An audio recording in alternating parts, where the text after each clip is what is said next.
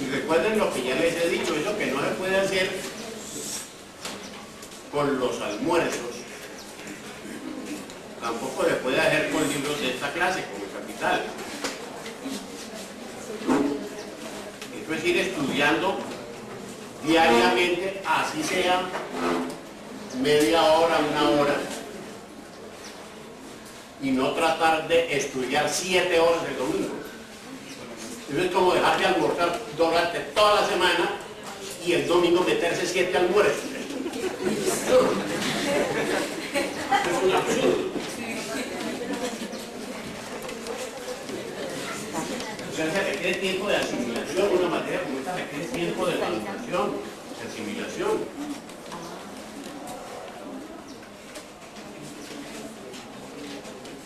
Jugar 2 minutos más de que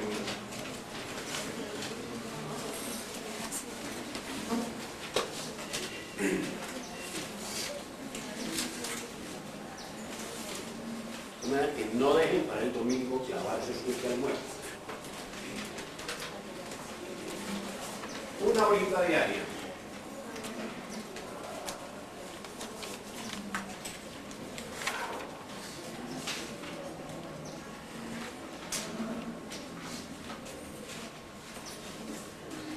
Entonces, para empezar con lo que veníamos tratando anteriormente, pregunto,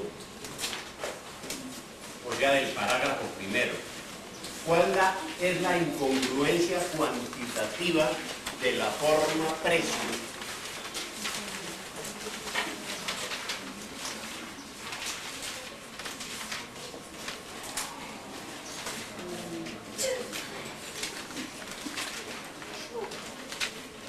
¿Quiénes quieren contestar? Incongruencia cuantitativa de la forma precio.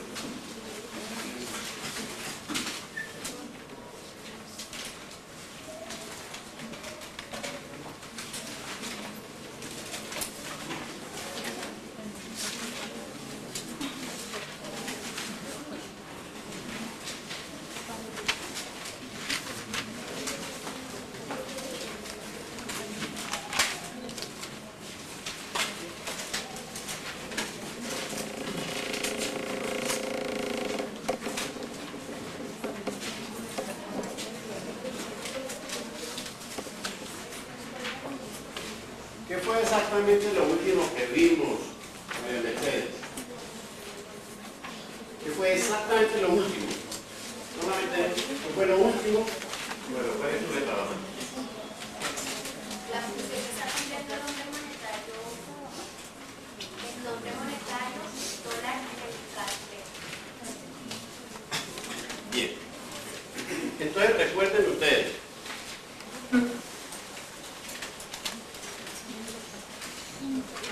Lo que nos dice allí Marx. Como se presenta un divorcio entre lo que significa la misma palabra según se trate del patrón de peso o del patrón de precios, y como por ejemplo en el patrón de peso, una libra, pues pesa una libra. Pero en el patrón de precios se llama libra aquello que no pesa ni siquiera una onza. Entonces se presenta ese divorcio.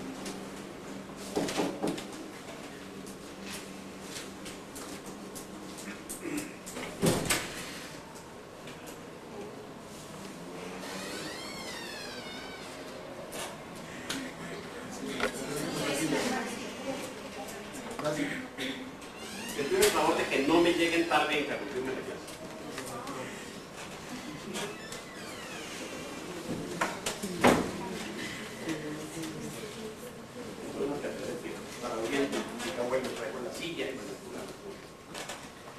Entonces, para la próxima clase, voy a estar aquí a las 11. Apenas entre, cierro. vuelvo a abrir a las 11:30. Tuve que perder media hora de clase, pues llega a las 11:05, 11:10, 11:15, y entonces se queda por perder. A las 11:30 vuelvo a abrir. Ponen conmigo el pie. ¿Por qué? Porque se acabó y yo tengo que darles cuarto capítulo y quinto capítulo de luego, ya no puedo tener interrupciones. Vamos a trabajar de 11 a 1.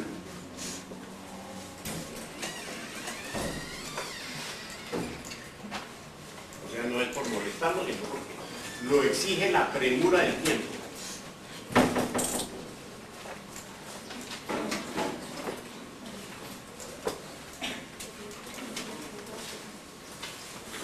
Bien, entonces, ¿qué consecuencia trae ese divorcio? Les pregunto yo a ustedes. ¿Qué consecuencia trae ese divorcio?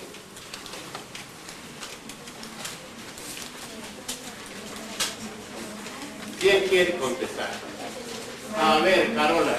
A ver, la cuestión que te da es que el nombre de una cosa es algo ajeno a la naturaleza de esa cosa. Muy bien. Por lo tanto, le podemos poner como nombre, así como le llamamos libra a una cosa que no pesa ni siquiera una onza, a la unidad monetaria le podemos, por lo tanto, colocar cualquier nombre. Por ejemplo, le podemos colocar el nombre peso. Porque si uno dice, bueno, peso de 5 gramos o peso de 1 libra, pero peso.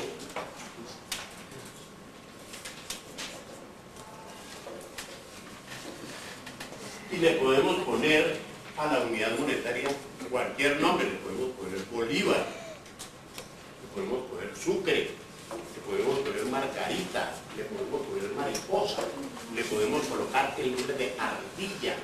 ¿Cuánto vale esa mercancía? 7 ardillas. Es lo mismo que decir 7 pesos. Porque nadie sabe qué es una ardilla a nivel del patrón de precio y nadie sabe qué es un peso a nivel del patrón de precio. Ni que lo sabe. Lo que pasa es que la gente cree que sabe. No. Porque la gente puede saber que la botella de leche tenga un precio de 1.000 pesos. ¿Cuánto vale la botella de leche? 1.000 pesos. ¿Y cuánto vale un peso? Pues no tiene ni idea. Total, le podemos poner cualquier nombre. ¿Cuánto vale la botella de leche? 1.000 ardillas. Bueno, da lo mismo que 1.000 pesos. Y que da lo mismo. Exactamente lo mismo. En Guatemala, pues el nombre de un pajarito, quetzal. Entonces, por una parte, en esos nombres monetarios se va borrando todas las huellas del valor. Por otra parte, los nombres monetarios cumplen 2 funciones. Que fueron los que marcamos la vez pasada como A y B. Entonces es un reparto. ¿Cuáles son esas 2 funciones? ¿Cuáles son las 2 funciones que cumplen los nombres monetarios? ¿Tu nombre? A ver, Marcela. Bueno, en el caso, en el nombre monetario A, los nombres se expresan, los nombres monetarios se expresan el valor de las mercancías. Correcto. Y en el B, los nombres monetarios expresan partes alícuotas del peso de un metal. Correcto. Estos signos se vuelven ya una cosa completamente misteriosa, completamente cabalística, dice uno. Porque ya nadie sabe que, como el nombre de una cosa es ajeno a la naturaleza de esa cosa, y ya nadie sabe que sea la naturaleza de esa cosa que llamamos con unidad monetaria, que le llamamos quetzal o ardilla. Dice, y crece si tenemos que el mismo nombre sirve para 2 cosas bien distintas. En un caso para expresar los valores de las mercancías, y en otro caso para expresar partes alícuotas del peso de un metal.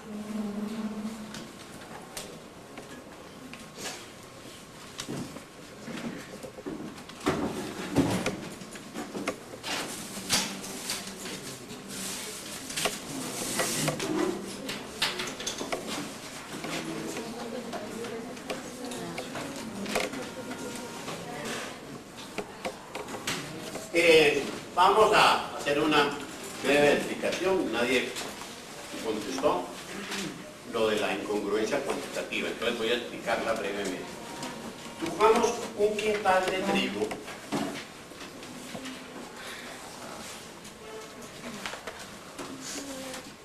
según sean las circunstancias que se dan en el mercado. Puede suceder que ese quintal de trigo lo pueda vender si tiene un precio de 2 libras esterlinas. Y en ese caso, ese precio está expresando exactamente la magnitud de valor del quintal de trigo. Exactamente lo está expresando.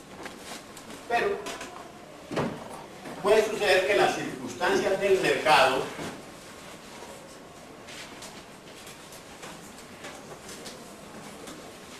obliguen a la persona,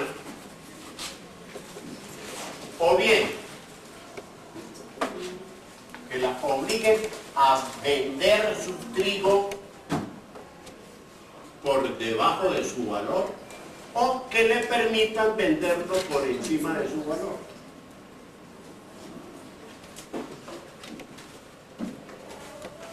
Entonces, solamente el precio 2 libras esterlinas está expresando exactamente, o sea, piensen en esas 2 libras esterlinas como monedas de oro que tienen una determinada magnitud de valor, una determinada cantidad de oro que tiene una determinada cantidad de valor. O sea, que si cada libra esterlina representa una magnitud de valor, por ejemplo, de 100 horas, 2 libras esterlinas pues representan un valor de 200 horas y el quintal de trigo tiene un valor de 200 horas. O sea, está expresando exactamente la magnitud de valor. Pero,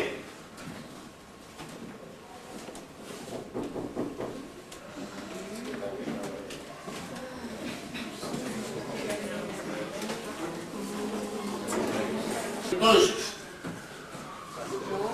libra y media esterlina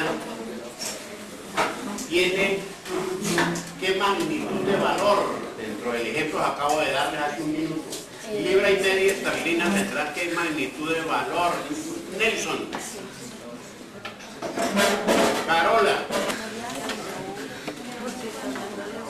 en el ejemplo que les acabo de dar, y resulta que el quintal de trigo en el ejemplo que les acabo de dar, ¿de cuánto? De 200 horas. De 200 horas.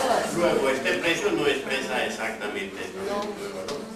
Por el contrario, 2 libras esterlinas y media. 250. ¿Tiene qué magnitud de valor? Conteste, por favor.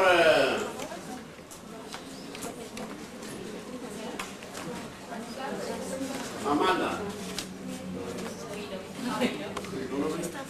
Pablo.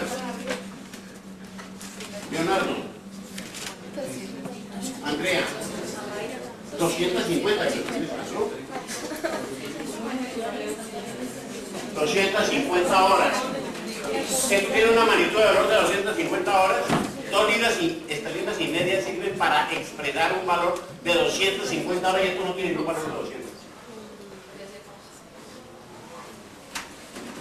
O sea que este precio expresa exactamente la magnitud de valor. Este está por debajo y este está por encima.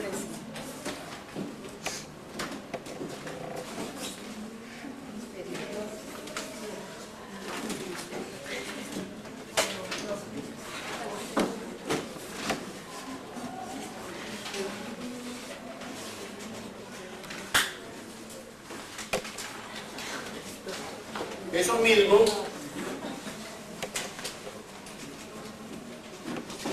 esta misma situación la voy a expresar en la siguiente forma.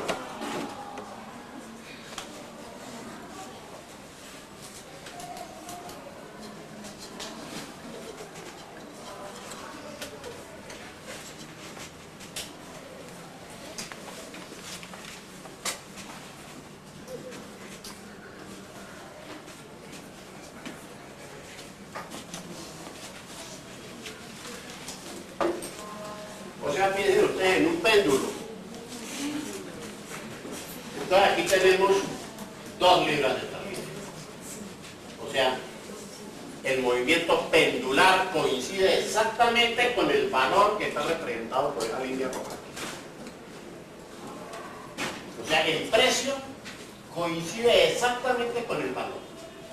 Eso está exactamente encima. Pero el desplazamiento acá, muy corriente, ya vemos un desplazamiento positivo, entonces coloquemos acá en 2,5 libras de esterlina. Y este de acá coloquemos en 1,5 libras de esterlina. Y están evidentemente todos los precios intermedios. Entonces,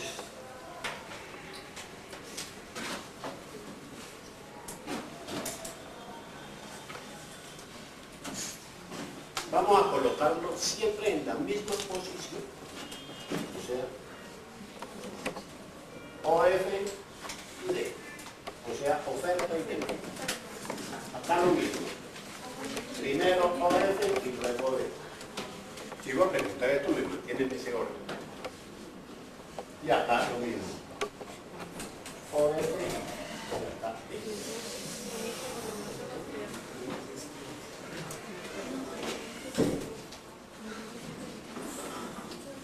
Entonces,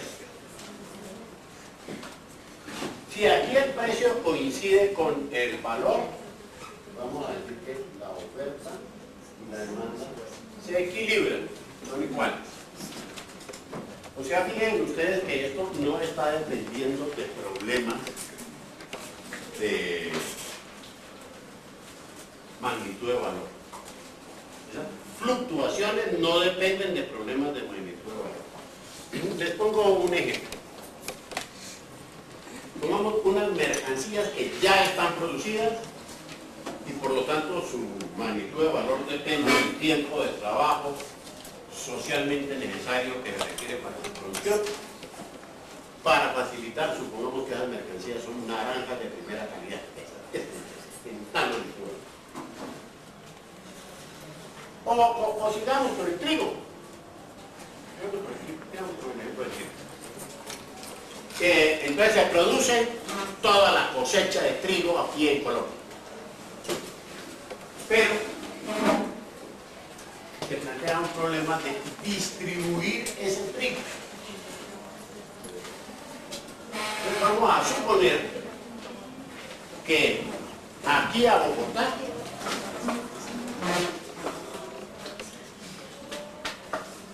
llegó el trigo que se demanda, llegó exactamente la cantidad de trigo que se demanda. Entonces la oferta de trigo es igual a la demanda de trigo. Pero, por el contrario, a Zipaquirá llegó mucho trigo, o sea, superior a la demanda. Piensen a ver qué va a pasar con el precio. El trigo es el mismo. Y acá, por el contrario, supongamos que en Fusagasugá llegó muy poquito trigo con respecto a lo que necesita. Entonces, ¿qué pasa con el precio? Entonces, tenemos que los signos de desigualdad,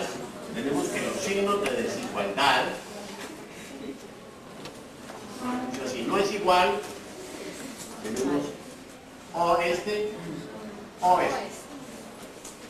No olviden lo que ya les he dicho, para la orientación de los signos, que le diga a los niños, la punta pica al pequeño. De tal manera que si tenemos aquí un 7 y aquí un 10, la punta pica al pequeño, listo, está orientado. Y si por el contrario tenemos aquí un 15 y aquí un 80, la punta pica al pequeño, listo.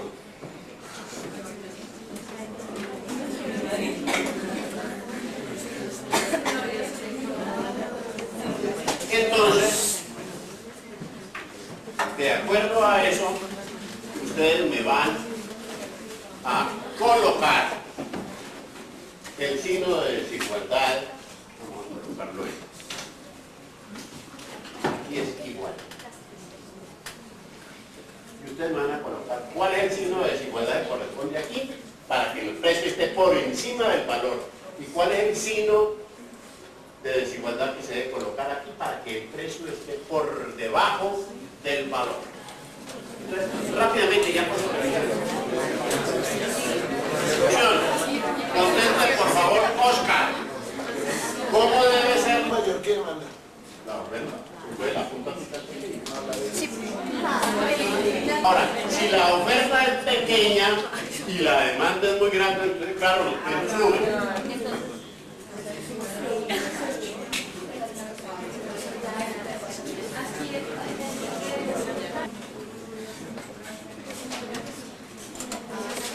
Bien, ¿alguna pregunta?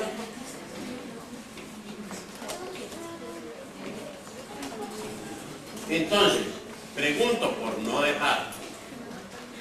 Piensan antes de contestar. ¿Por qué están determinados los precios de las mercancías? Quien quiera contestar, levanta la mano. A ver, 1, 2, 3, 4, 5, 6, 7, 8, 9, 10.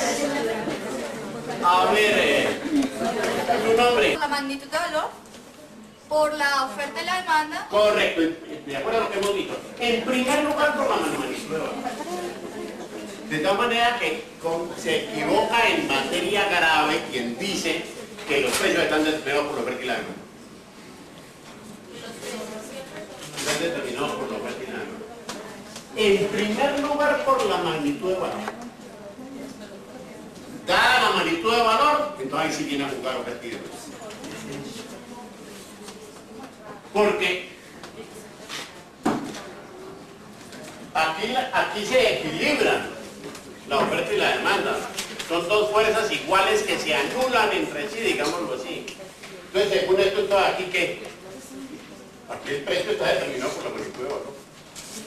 O sea, que la oferta y la demanda lo que van a explicar son las fluctuaciones de los precios en torno al valor de la mercancía. Luego es una chambonada ahí de decir que los precios están determinados por lo que quieren. En primer lugar, por la magnitud de valor. Dada la magnitud de valor, las fluctuaciones de los precios, las fluctuaciones, están determinadas por oferta y demanda.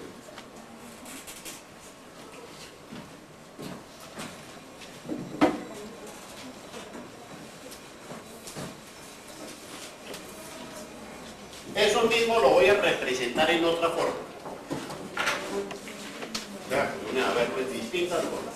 Esta misma situación la voy a representar en otra forma.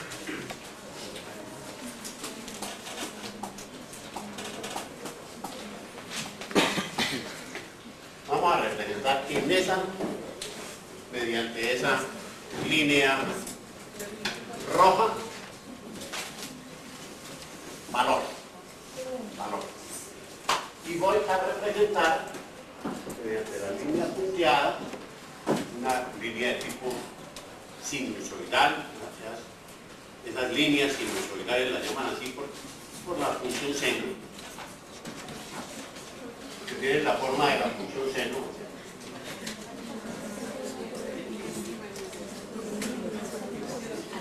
Entonces, esta es la línea de precios, esa negra punteada, esta es la línea de precios. Entonces, de acuerdo a esa representación, les pregunto yo a ustedes, en esta gráfica, ¿en qué caso los precios están expresando exactamente la magnitud de valor? ¿Quién quiera contestar? ¿Valor? ¿Cómo se acuerda? No entendí. Cuando está sobre la línea, apenas. Cuando la línea de los precios cruza la línea del valor. Buena.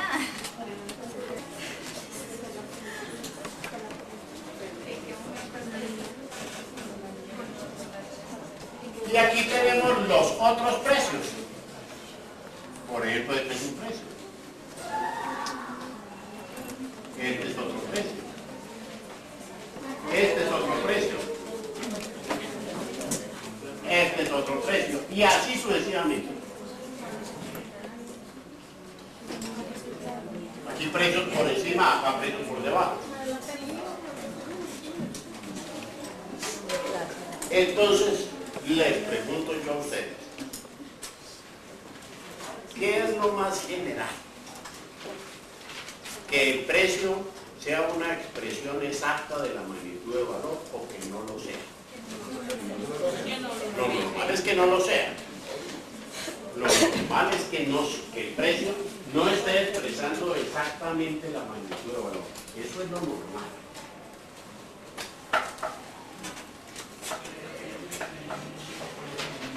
Les pregunto yo a ustedes ahora lo siguiente. ¿Por qué motivo, si se va a hacer, verbigracia, el análisis científico del funcionamiento del capitalismo, por qué se debe prescindir de esas fluctuaciones de los precios? ¿Por qué motivo se debe prescindir de ellas? Ya con lo que tenemos, podemos decir en qué consiste la incongruencia cuantitativa de la forma precio.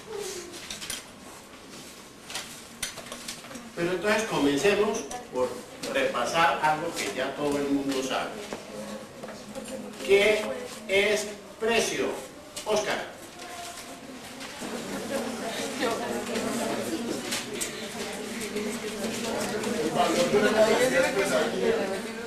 Muy bien, el valor de una mercancía. Entonces, ¿cómo podemos?